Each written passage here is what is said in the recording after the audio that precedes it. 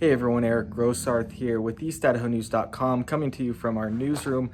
This afternoon on Thursday, there was major developments in the case against Chad Daybell.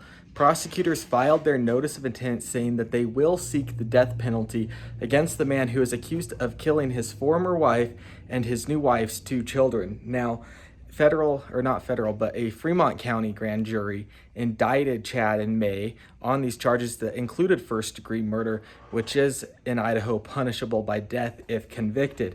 Now, prosecutors had 60 days from the day that Chad pleaded not guilty to those charges to file this document, which that deadline was coming up this weekend.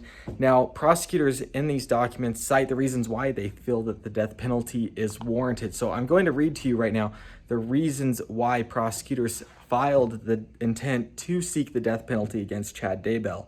They allege that the alleged murders were committed for financial gain. The alleged murders were especially heinous, atrocious, cruel, or manifesting exceptional depravity.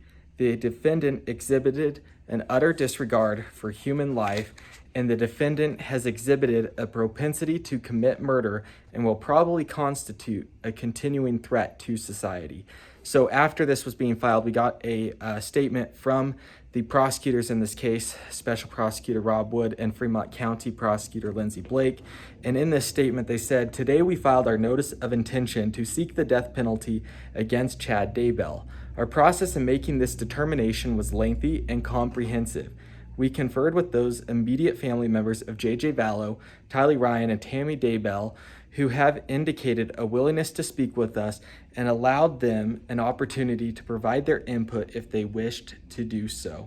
The ultimate decision to seek capital punishment rests with the state, and after completing the entire process, we determined that the nature and magnitude of these crimes warrant the possibility of the highest possible punishment.